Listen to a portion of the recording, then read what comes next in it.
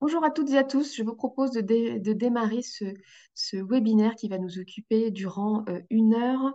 Aujourd'hui, nous allons évoquer ensemble et décrypter ensemble l'offre de services à travers le fonds de restructuration des locaux d'activité donc opéré par l'ANCT. Moi, je suis Emmanuelle Lebris, directrice adjointe du programme Petite Ville de demain et j'aurai le plaisir d'animer ce rendez-vous. Comme d'habitude, n'hésitez pas à poser vos questions dans l'onglet questions-réponses que vous trouverez en bas au milieu de votre écran. Nous allons y consacrer une quinzaine de minutes en fin de webinaire pour pouvoir vous relayer à nos intervenants les questions que vous souhaiteriez que je leur relaie. Donc, comme d'habitude, nous allons évoquer un projet de petite ville de demain. Et nous allons aujourd'hui évoquer le projet de la commune de Loudéac, située dans les Côtes d'Armor. Bastien Bauger, donc directeur territorial Finistère de la SEM-Braise, qui a pu suivre cette opération sur l'opération que nous allons évoquer aujourd'hui sur Loudéac, nous présentera le projet. Nous aurons également le plaisir d'entendre nos collègues de la NCT en la personne de Christelle Brem, conseillère experte ingénierie de projet à la NCT, qui est en charge de ce fonds, et son collègue. Et puis, nous évoquerons donc très en détail ce fonds, ce FRLA, donc qui doit vous permettre de faciliter la réalisation de projets immobiliers et structurants, donc menés par des opérateurs qualifiés comme celui que nous verrons aujourd'hui, et pour vous aider à financer les déficits et faciliter la sortie des opérations qui sont particulièrement complexes dans un certain nombre de territoires, et notamment les petites villes de demain. D'ailleurs, 77 projets issus de petites villes de demain sont aujourd'hui accompagnés par le fonds et nous en sommes ravis. Sans plus attendre, je vous propose, Monsieur Bauger, de prendre la parole pour évoquer l'opération qui a été conduite grâce au fonds sur la commune de Loudéac. C'est à vous, Monsieur Bauger. Bonjour et merci de l'introduction. Donc Sébastien Boger, effectivement directeur territorial Finistère de la société Semres, que je vais rapidement vous présenter pour resituer les choses. Et par ailleurs, président du comité technique de Bray-Cité, qui est une foncière de cette structure de SEM régional.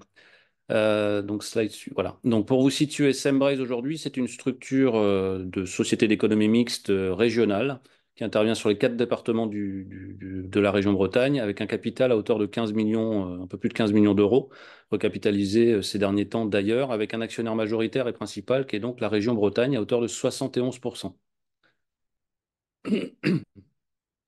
Notre intervention est pour vous situer le positionnement stratégique de notre structure. Donc, elle intervient sur 3 typologies de clients que vous avez sur la gauche, la région Bretagne, dans le cadre d'une intervention cible et spécifique sur le patrimoine régional, les territoires bretons, donc là, ça concerne toutes les EPCI, les communes et autres acteurs des territoires, et puis le monde de l'entreprise, qui est une intervention aussi directe pour le monde économique notamment. Intervention sur 2 modes de faire, on va dire. L'ingénierie, qui est un peu dans l'ADN de nos types de structures, hein, par des études, du préopérationnel ou de la réalisation de projets, mais aussi et surtout, et c'est ce qui nous anime aujourd'hui, par l'investissement, soit en propre via Sembrace, hein, qui porte des opérations en propre, ou par le biais de filiales qui sont constituées et dont Sembrace est à chaque fois actionnaire principal et opérateur dans ces filiales avec d'autres partenaires, à savoir Braze Énergie sur l'énergie, Braze Immo sur l'immobilier économique breton, Braze Tourisme qui est en cours de création puisqu'elle va naître sur ce début d'année 2024 et qui interviendra sur le tourisme social et solidaire et sur le tourisme régional, et puis Braze Cité que je vais vous présenter dans la suite. Et les segments stratégiques qui sont au centre constituent donc le patrimoine régional, la transition écologique, le développement économique, la maritimité, le tourisme et la centralité des territoires. Donc Sembrace, simplement pour simplifier, opère dans 4 filiales constituées à date ou à venir avec Braze Tourisme. Et aujourd'hui, ce qui nous concerne, c'est Braze Cité qui a vocation à intervenir dans les centralités bretonnes. Centralité bretonne avec plusieurs défis relevés pour conserver des centralités attractives, donc dans toute typologie de centralité bretonne, et participer à la redynamisation de ces centralités avec une intervention acteur public-privé qui est assez fortement marquée. L'exemple que je vais vous présenter le démontrera. Petit point d'histoire simplement, cette filiale a été constituée en 2021 de par le constat d'un manque d'opérateurs qui pouvaient intervenir sur des immobiliers en centralité, immobilier mixte, puisque Bray-Cité a vocation à intervenir uniquement sur du patrimoine qui serait constitué de logements et activités économiques en pied d'immeuble. Donc je ne dis pas simplement commerce, c'est activité économique au sens large. défaillance d'opérateurs. Donc la région Bretagne nous a demandé de regarder ce sujet et nous avons donc constitué l'outil. Donc l'actionnariat et le tour de table de Bray Cité, aujourd'hui c'est 8,5, 8,4 millions d'euros de fonds propres. Donc Sembraze est l'actionnaire de tête et qui opère et pilote et assure la gouvernance de l'outil. La Banque des Territoires est à nos côtés, ainsi que l'établissement public foncier de Bretagne, hein, le PFB, établissement public foncier d'État, et également un pool bancaire, à savoir le Crédit Mutuel Arkea, la BPGO, Banque Populaire Grand Ouest, pardon, et la Caisse d'épargne Bretagne Pays de Loire. Donc les deux métiers de Bray-Cité sont celui de la promotion immobilière dans un premier temps, un ensemble immobilier mixte, comme je l'ai précisé, nous ne sommes pas une foncière commerce ni une foncière logement, nous sommes une foncière mixte, et assurer le portage de l'immobilier économique. Donc en fait, notre principe d'évolution est de regarder et d'analyser îlot par îlot et secteur par secteur les opérations qui nous sont soumises par les collectivités, et puis de faire participer ces collectivités dans les modalités de constitution du programme, hein. Ce sont en général elles quand même qui sont bien plus sachantes que nous sur le besoin de leur collectivité, même si des analyses sont portées. Et puis l'idée que l'on en a également dans cet outil, c'est de faire venir des investisseurs privés à nos côtés, de manière à favoriser du partenariat dit public-privé.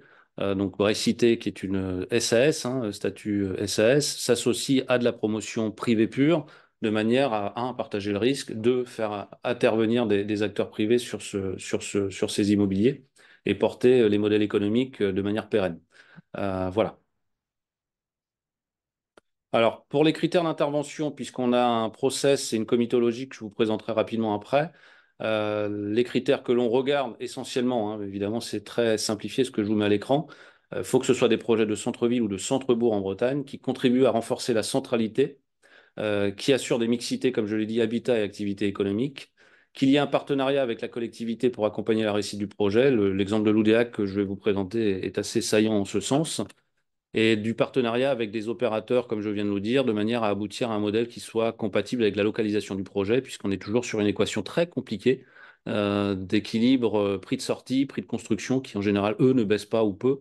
Par contre, des prix de sortie de vente de logements notamment ou de commerce sont évidemment contenus par rapport à des périmètres sur lesquels on opère.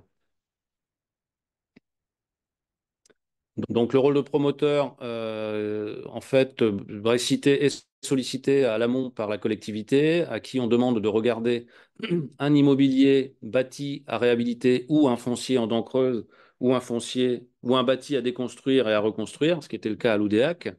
Donc, le rôle de Bray-Cité dans ce cadre-là, c'est d'acquérir le foncier ou le bâti, de reconstruire ou de réhabiliter et de revendre les logements en VFA à un bailleur privé, à un bailleur social, pardon, ou sur le marché privé. On a un peu tout type de montage en ce sens, et d'ailleurs des partenariats avec les bailleurs départementaux ou les bailleurs sociaux de manière plus large en Bretagne sont plus que présents. Et le rôle d'investisseur, eh bien, Bray Cité, dans le cadre de la construction de l'objet, et donc de son rôle de promoteur, une fois qu'elle a revendu les logements, puisque ceux-là, elle ne les gère pas, assure la gestion locative des pieds d'immeubles pour assurer l'accueil du boucher, du boulanger, du dentiste, etc., etc. Et cela sur la durée de la vie de l'opération et de l'activité du bailleur. On peut également avoir un rôle d'aménageur, ce n'est pas interdit dans nos pactes et dans nos statuts. Donc là, on peut tout à fait, Bray-Cité, se situer dans un rôle un peu plus macro sur des sujets qui nous animent pas mal en ce moment. Et j'imagine que c'est le cas au niveau national sur ce qu'on appelle, nous, alors c'est un peu barbare, des micro-concessions d'aménagement ou des concessions de renouvellement urbain de petite taille, on va dire, où là, dans ce cadre-là, soit Sembraze intervient en tant qu'aménageur avec Bray-Cité en tant que foncière, soit Bray-Cité peut aussi intervenir en tant qu'aménageur et puis promoteur investisseur sur les immobiliers constitutifs du périmètre. Et effectivement, j'ai mis quelques petites pastilles pour un clin d'œil à la NCT, mais aussi France Relance et aux dispositifs qui sont sollicités. La recherche de financement est évidemment quelque chose que l'on regarde assez finement, puisque les bilans, en général, sont des bilans assez tendus, voire plus. On a un minimum dans nos pactes et statuts d'une marge qui se situe à 5-6%, donc c'est en dessous duquel on ne peut pas aller, puisque difficulté ensuite vous imaginez de captation de GFA notamment, hein, puisqu'on a un rôle de promotion classique, hein. Donc on est soumis aux mêmes règles et puis vis-à-vis des banques. Et donc, ces dispositifs de financement, dont le FRLA dont on va parler, sont plus qu'aidants, puisque participent notamment à la viabilité économique d'un projet. Donc la comitologie de Bray-Cité, on a dans la phase très amont, alors on a un peu évolué, puisque je vous dis, Bray-Cité est une jeune adolescente, hein, elle est de 2021, très clairement, nous sommes qu'en 2023. Le dossier de candidature de la collectivité nous est remis. J'ai un comité technique que je préside avec les actionnaires que vous avez vus tout à l'heure et qui en fait analyse les dossiers pour regarder de la faisabilité au vu des différents critères que je vous ai cités tout à l'heure. Ce dossier est soumis au comité technique qui dit go, no go, assez classiquement. S'il y a un go du comité technique, on rentre dans des phases un peu plus fines avec mandatement d'un architecte pour aller dans des faisabilités beaucoup plus fines et pour aboutir au go final du comité stratégique, donc, qui est présidé par Guillaume Dieuset, directeur général de Semrez, et avec les mêmes actionnaires que cités, mais plutôt dans un rôle de décideur, hein, dans cette instance de comité stratégique, sur la base des travaux du comité technique. En gros, les dossiers sont traités sur un pas de temps global de l'ordre de 3 mois sur ces dossiers. Différents dispositifs de montage, j'ai plusieurs exemples en tête. Soit Bray-Cité, alors qui a un, comment dirais-je, je vous ai précisé que nous étions SAS. Donc Bray-Cité, si elle y va toute seule, elle est considérée comme pouvoir adjudicateur, ce qui est un point très important, puisque vous voyez ce que ça génère derrière, évidemment, alors que quand on n'est pas pouvoir adjudicateur, ça génère d'autres sujets. Donc si Bray-Cité est majoritaire dans la SCCV, donc Société Civile Construction Vente qui est constituée, elle est pouvoir d'éducateur. On peut être aussi minoritaire, ce qui est le cas à l'UDEAC, puisque le partenaire avec qui nous sommes, à savoir la société Scobat, a 51% de départ de la SCCV et Bray-Cité 49%. Ce qui nous finalement sort du sujet de rôle de pouvoir adjudicateur et avec un partage des missions ensuite des honoraires de gestion, des honoraires de commercialisation qui sont assurés dans le cadre du montage.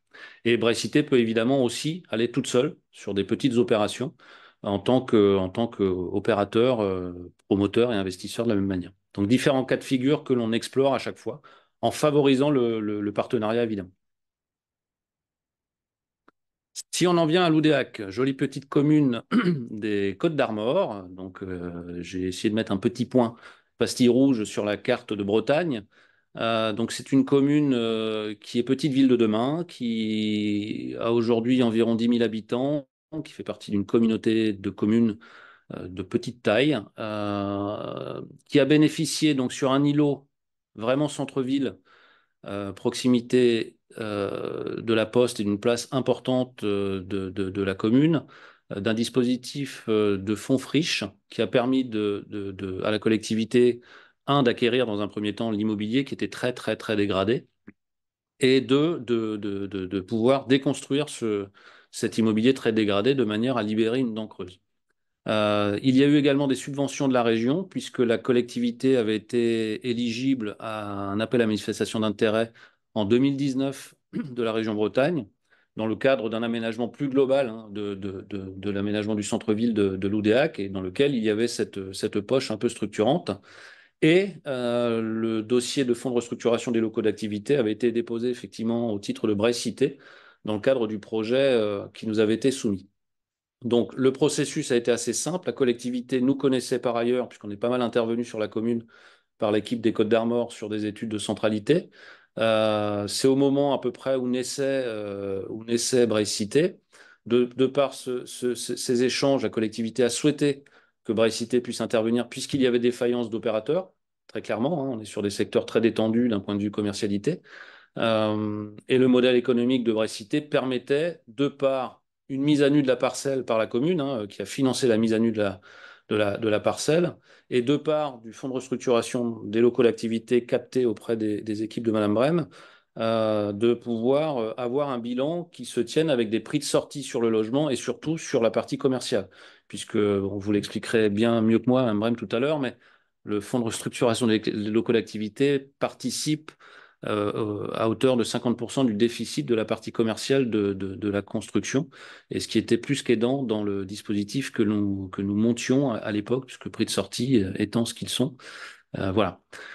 Donc, ce qui a été capté sur la commune, c'est 235 000 euros. Je dis pas de bêtises, je crois que c'est ça, Madame Brem. Oui, j'ai pas revisé cette petite tablette, mais c'est ça. Et donc, nous avons recherché assez rapidement un partenariat pour nous accompagner sur le projet, donc la société Scobat, hein, comme je vous l'ai dit, et qui nous a permis de monter ce joli projet sur lequel je vais vous présenter quelques éléments tout à l'heure. Vous avez une petite vue 3D pour l'instant sur le haut de la droite de la slide. Le partenaire que nous avons choisi a permis aussi de sécuriser, c'est pas anodin hein, dans notre choix, de sécuriser le montage bilantaire, puisque Scobat est par ailleurs une entreprise générale de construction. Et dans le chiffrage des travaux et des estimations qui en ont été faites, il y a eu comme pas mal de fluctuations sur des constructions, des coûts de construction ces derniers temps, et c'est pas complètement stabilisé encore. En l'occurrence, Scobat nous a permis quand même de bien sécuriser le sujet.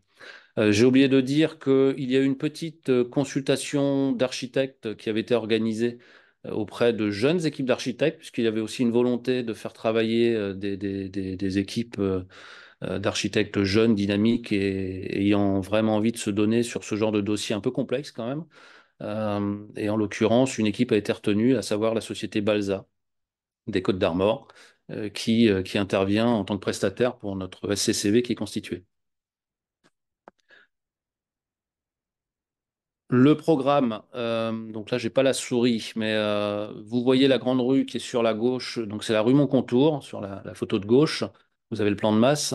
La parcelle, en fait, concerne là où vous avez des pentes de toit, oui, juste à droite. Voilà, c'est donc ce bâtiment qui va constituer l'objet de mixité qu'on va réaliser.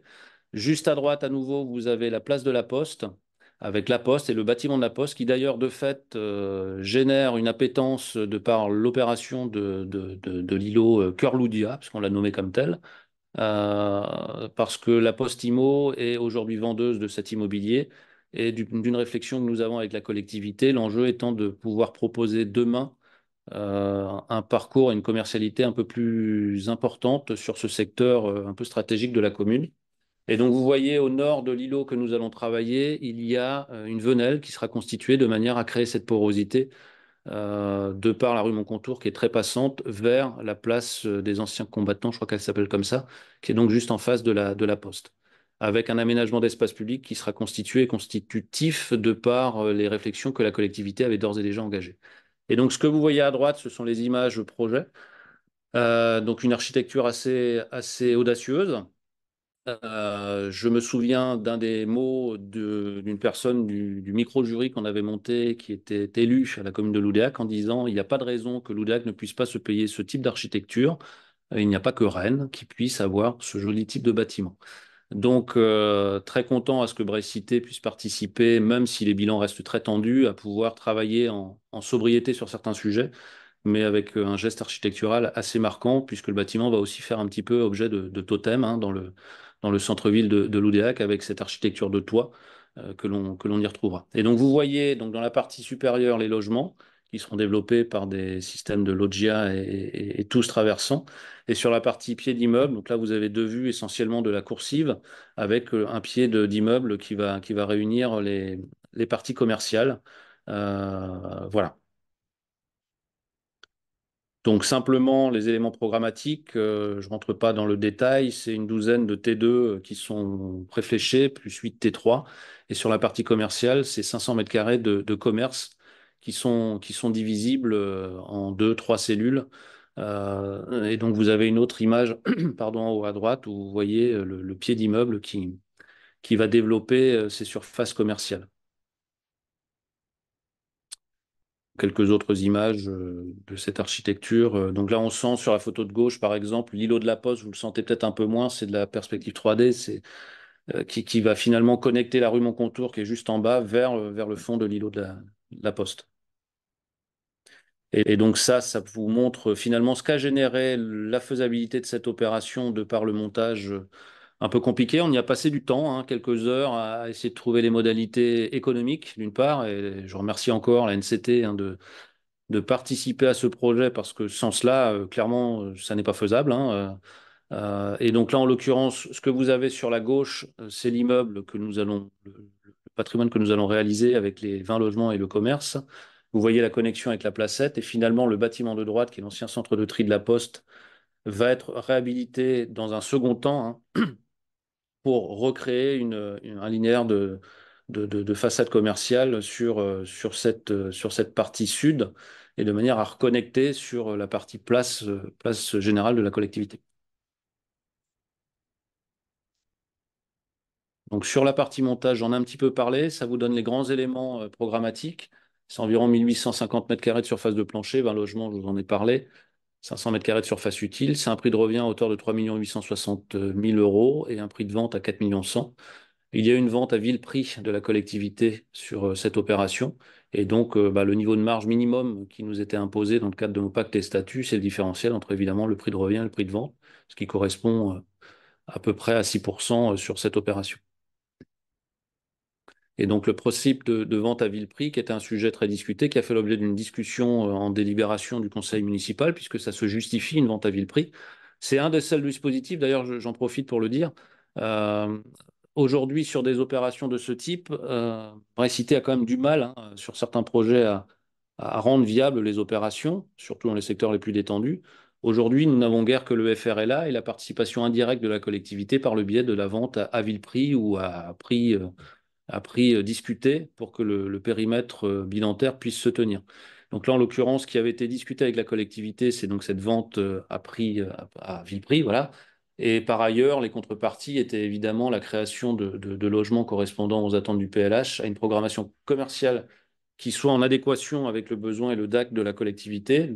Et puis, on a proposé également à la collectivité, dans ce partenariat, à ce qu'il y ait une commission ad hoc qui puisse être une commission dite de partage attributive sur les types de résidents qui vont acheter les logements, mais aussi les types de commerces qui vont pouvoir s'y implanter. Donc là, on y est, puisque aujourd'hui, le stade du projet en est à un permis de construire qui est en cours d'instruction et la précommercialisation est en cours.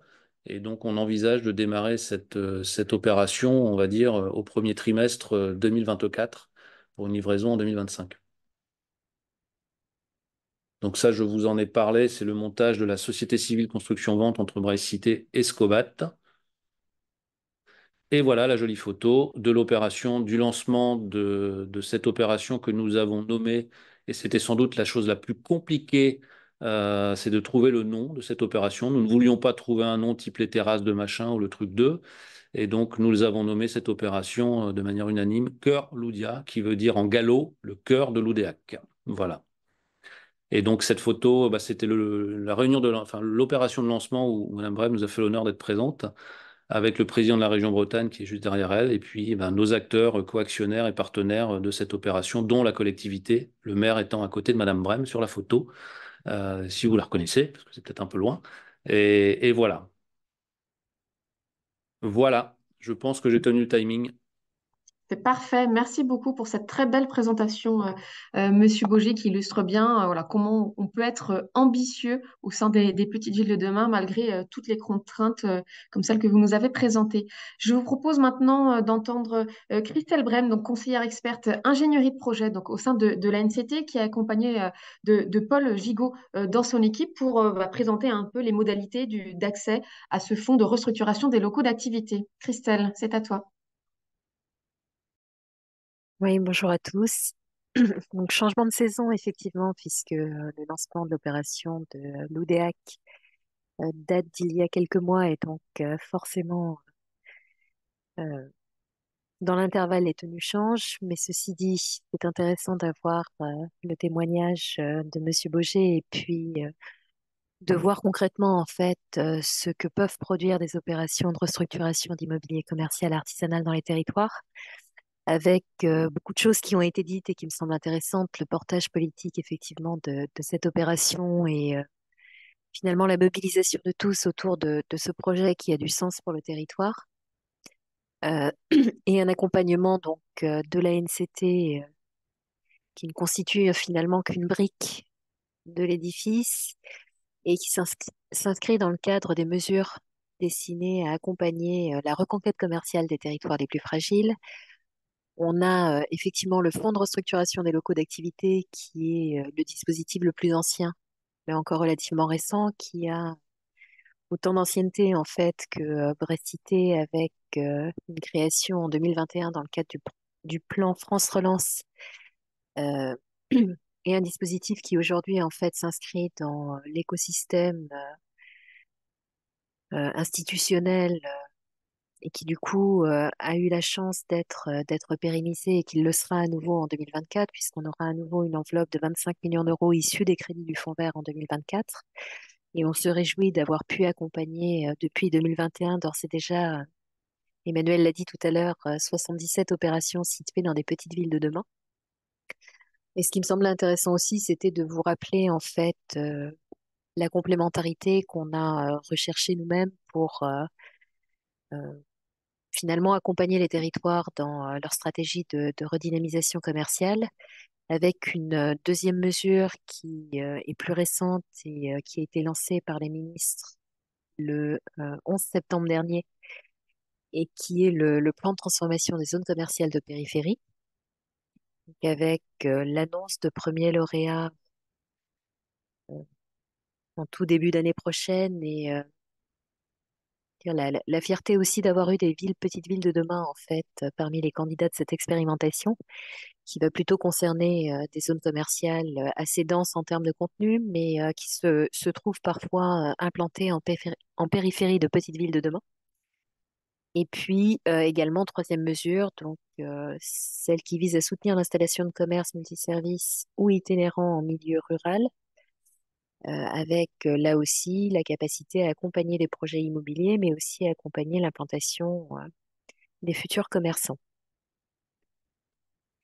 Donc je vous le disais, une nouvelle enveloppe de 25 millions d'euros en 2024, avec des projets finalement assez variés en termes de contenu, puisque ce fonds il a été créé en partant du constat que la vacance commerciale progressait dans un certain nombre de territoires, que ce soit des centres de villes moyennes ou petites, que ce soit dans les quartiers politiques de la ville.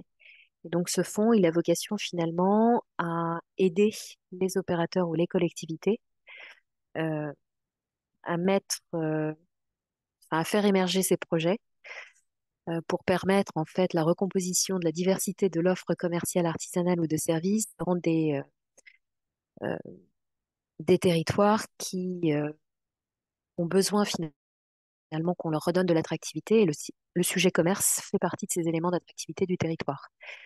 Donc partant du principe effectivement que le postulat de départ, c'était de dire on va contribuer à résorber la vacance dans les cœurs de ville notamment, et notamment dans les centres-bourgs ou dans les centres-villes de villes de taille intermédiaire ou de petite taille. Euh, L'idée, c'était aussi de se dire que parfois la vacance, elle est structurelle, donc c'est une vacance de longue durée, et que c'est aussi parce que l'immobilier, en fait, ne permet pas d'attirer des porteurs de projets qui vont venir exploiter demain l'activité commerciale qui s'installera en rez-de-chaussée d'immeuble ou dans un local unique s'il n'y a pas d'étage.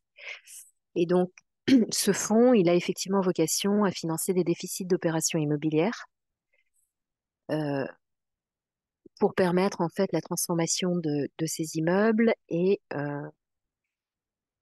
faciliter en fait les péréquations économiques qui permettront en fait de réaliser ces opérations. Du coup, ce que je vous propose peut-être, c'est qu'on organise une présentation à deux voix et donc Paul Gigot, qui fait l'interface avec les porteurs de projets, est également présent aujourd'hui et donc je vais lui laisser la main et la parole pour présenter en fait les règles d'intervention du fonds. Oui, bonjour à toutes et à tous. Merci Christelle pour cette introduction. Concernant les règles d'intervention du FRLA qui ont évolué depuis la mise en place de la mesure et notamment depuis le début de l'année 2023. Donc, la principale nouveauté, c'est que le fonds est désormais ouvert aux collectivités, communes et ou PCI, alors sous condition en tant que porteuses de projet directement, donc ils peuvent directement bénéficier de la mesure. Ces conditions sont que la commune qui demande doit faire moins de 20 000 habitants ou, si c'est une EPCI, que la ville-centre de l'EPCI fasse également moins de 20 000 habitants. Donc, concernant les communes PVD, je pense qu'on brasse un spectre assez large de territoires qui, de ce fait, deviennent éligibles à prétendre à une subvention et un accompagnement au titre du FRLA.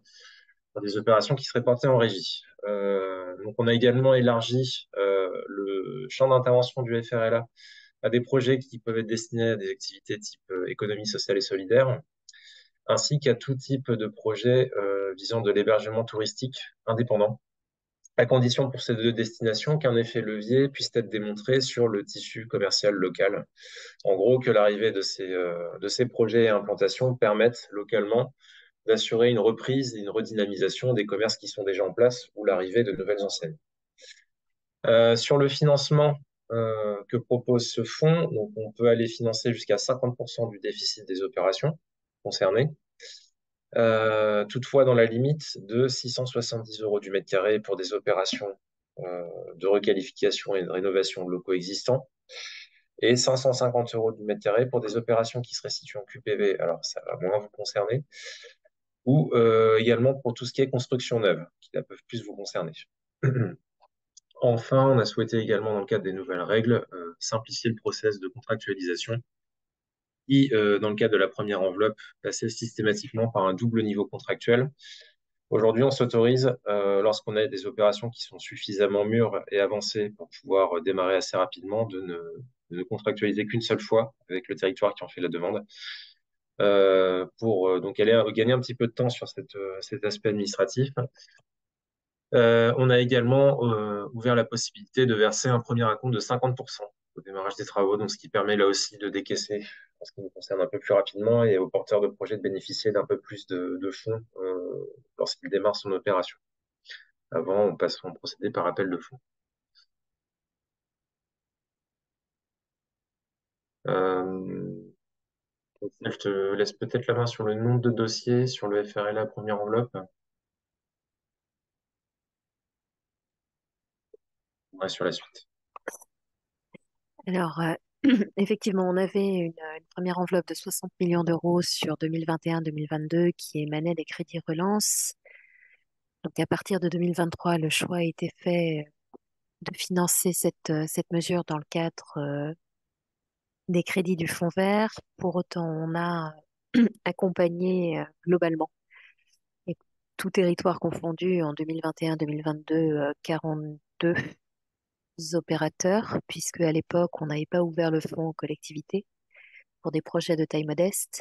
Et donc, c'était plutôt des opérateurs spécialisés comme Bracité qui avaient la capacité à candidater au fonds de restructuration des locaux d'activité, même s'il était également ouvert en fait euh, aux bailleurs sociaux, aux promoteurs privés, aux établissements publics d'aménagement, et donc 42 opérateurs qui portaient un ensemble d'opérations pour certains sur un ensemble de territoires à une échelle départementale ou régionale, notamment pour ce qui concerne les foncières de redynamisation. Et donc, Bracité, par exemple, est une foncière régionale qui a la capacité à porter des projets mixtes sur l'ensemble des territoires de la région Bretagne. Et donc, du coup, enfin, je parle sous le contrôle de Sébastien Boger. Ces 42 accompagnements représentent, excusez-moi, hop, ces 42 opérations représentent un peu plus de 200 opérations dans des territoires différents qui ont été soutenues par le Fonds de restructuration des locaux d'activité. Et donc, globalement, c'est près de 700 locaux qui seront réhabilités grâce à ces subventions et un peu plus euh, de 100 000 mètres carrés de commerce qui seront réhabilités grâce au fonds.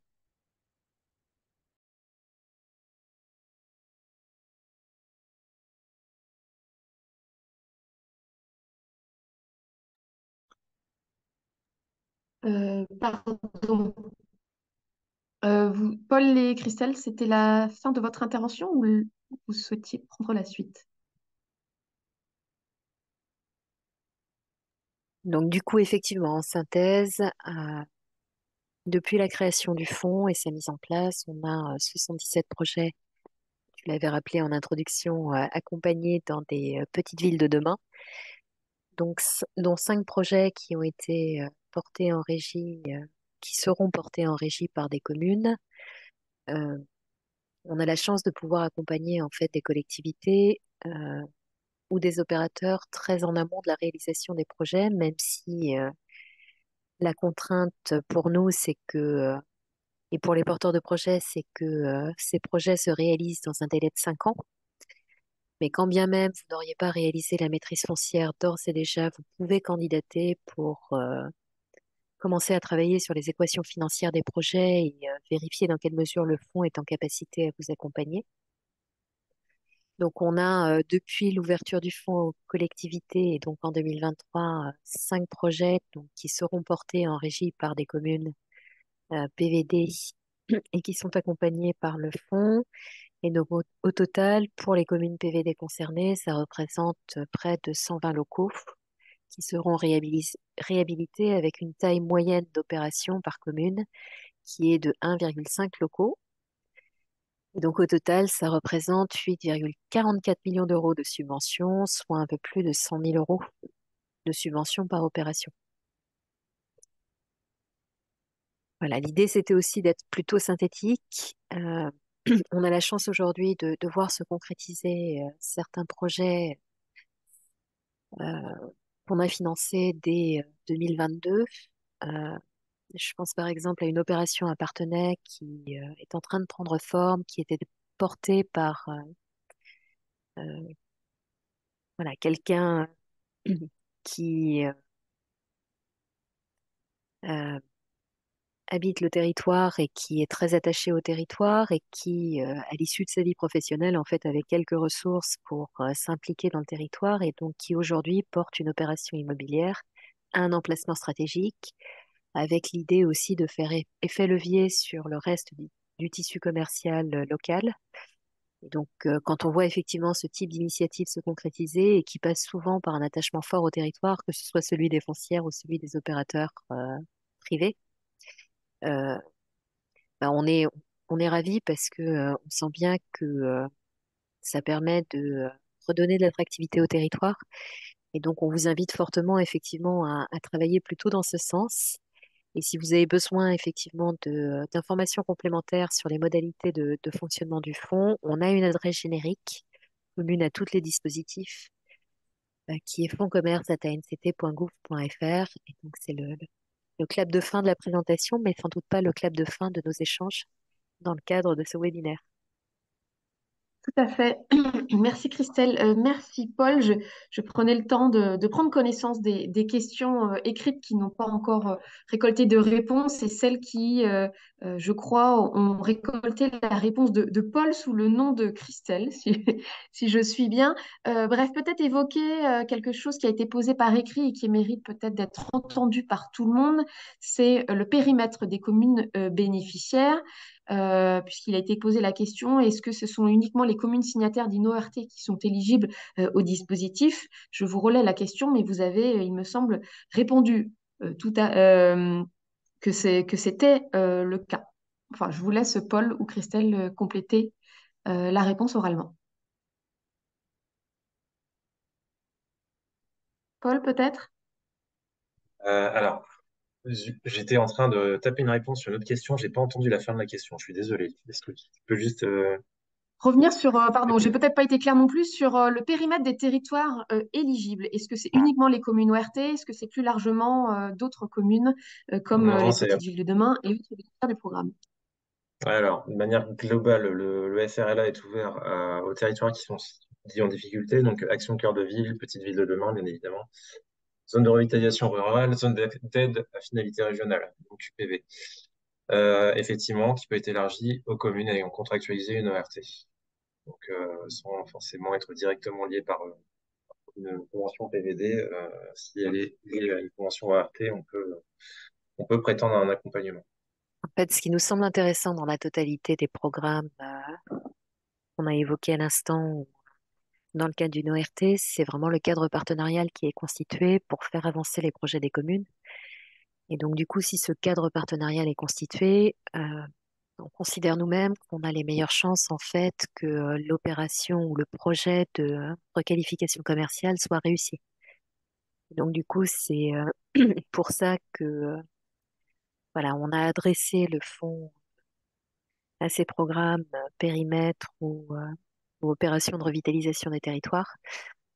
Mais effectivement, si une commune qui n'est ni ni PVD, ni ACV, ni situé dans un zonage prioritaire parmi ceux que l'on a évoqués, a fait le choix de contractualiser une ORT pour finalement embarquer tout le monde dans un projet de requalification de son territoire, on peut tout à fait effectivement l'accompagner. Il y a une question assez technique, en tout cas de mon point de vue, mais qui semble récolter, qui semble intéresser plusieurs participants parmi ceux qui nous écoutent. C'est sur le calcul du déficit d'opération. Est-ce que dans le prévisionnel, il faut inclure les recettes de loyer? Si oui, pendant combien d'années? Est-ce le temps du crédit? Qui souhaite répondre? Bon, je vais répondre. Donc, oui, la valorisation des loyers est incluse dans le bilan qu'on souhaite voir complété dans le cadre d'une demande FRLA. On demande à ce que les loyers soient valorisés sur une période de 10 ans.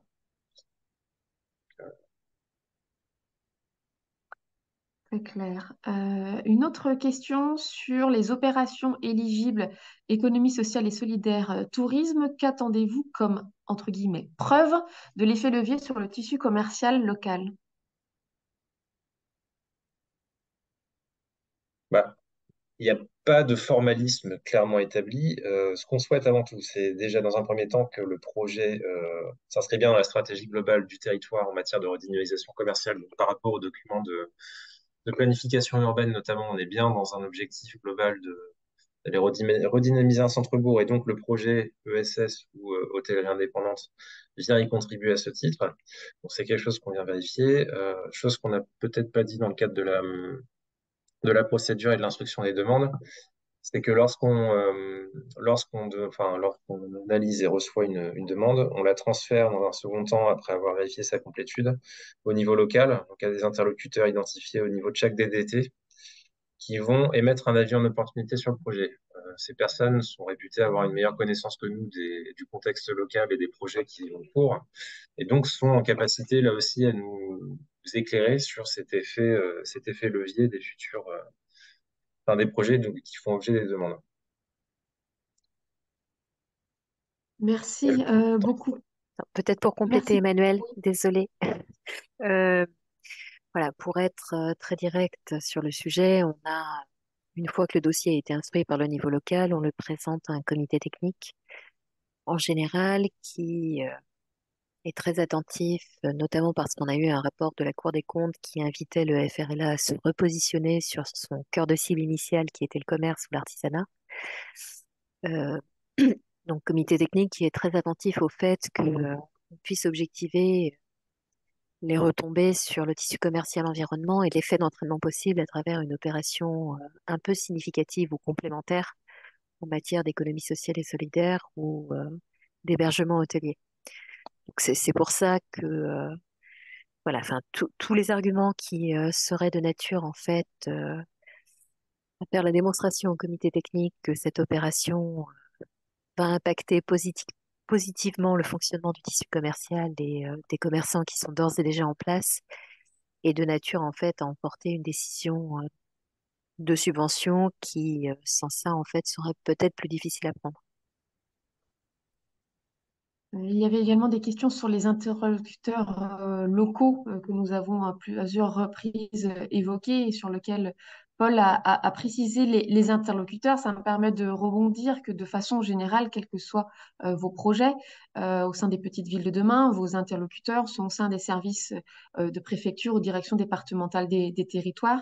Votre interlocuteur, votre référent petite ville de demain est évidemment peut-être la première porte à laquelle il faut toquer pour récolter et aller chercher un certain nombre d'informations. Euh, une autre question de Béatrice Dumas qui semble s'être renseignée sur le site de l'ANCT et sur la page FRLA qui évoque, qui questionne sur une situation en absence de foncière. Est-ce qu'une commune, pour qu'une commune puisse bénéficier du fonds, il faut qu'elle soit visiblement accompagnée d'une AIMO technique. Qu'est-ce qui est attendu de cette AIMO en termes de compétences et de missions? Est-ce une obligation de cette AMO technique? Alors, une obligation, on va dire oui, dans la Paul. mesure où ce qu'on souhaite, c'est que le projet que l'opération soit techniquement suffisamment solide pour pouvoir être pérenne dans le temps. C'est-à-dire que quand on accompagne une opération, ce qu'on souhaite pas, c'est que au bout de 3, 4, 5 ans, parce que, pas forcément par défaut de volonté, mais une opération qui a peut-être été techniquement pas si bien montée au départ, elle périclite et ne tourne plus. Donc, ce qu'on souhaite, c'est garantir à minima que l'opération soit réaliste et se prolonge enfin, se pérennise sur le plus long terme. Et pour ça, on souhaite qu'il y ait des professionnels de l'aménagement, de l'urbanisme qui puissent contribuer directement aux opérations. Là où justement les compétences locales ne permettent peut-être pas. Donc un architecte peut être l'AMO qui permette d'assurer au moins cette mission, par exemple. Pour un bureau d'études Merci beaucoup. Et techniques. peut-être une dernière question sur la complémentarité des... Pardon, peut-être une dernière question sur la complémentarité des fonds. On est questionné sur celle justement entre le FRLA et le fonds Friche. Est-ce que Paul ou Christelle, vous pouvez revenir sur ce point? Alors sur la complémentarité des fonds, oui, elle est possible et elle est souvent même souhaitable d'ailleurs pour équilibrer ces opérations, sachant qu'il y a deux cas de figure, soit effectivement on est sur des assiettes subventionnables différentes, auquel cas la mobilisation de sources de financement différentes enfin, n'est pas une difficulté, si on peut parler de difficulté d'ailleurs, puisque dans tous les cas ça reste possible, si ce n'est qu'on a tous comme logique commune d'intervenir en qualité de dernier financeur. Et donc une fois on a défini qui était le dernier financeur, puisqu'on s'est parfois effectivement retrouvé sur des projets à avoir une subvention du fonds Friche et une subvention du FRLA. Mais une fois qu'on sait qui est le dernier, nécessairement, en fait, la subvention du fonds Friche viendra en déduction de la subvention FRLA, l'idée étant que l'ensemble des subventions publiques ne soit pas supérieur au déficit, ce qui s'entend assez naturellement. Et donc, généralement, effectivement, ça vient grever la subvention FRLA.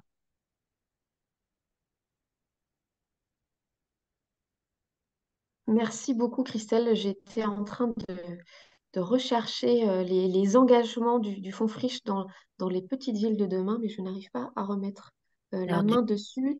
Si ce n'est que si peut-être j'ai retrouvé le chiffre fond vert qui quand même prend la suite aussi de cet ex fonds Friche, c'est à ce jour pas très loin quand même de 150 millions d'euros qui ont été attribués pour des projets situés dans les petites villes de demain. Donc ça montre aussi l'importance de ce financement et de ce soutien auprès des petites villes de demain. Je me permets de revenir auprès de Monsieur Bauger pour savoir s'il avait éventuellement des compléments d'intervention à faire et pour revenir sur quelque chose que j'ai moi-même cherché sur Internet parce que je ne connaissais pas le terme, c'est la définition de vente à vil prix.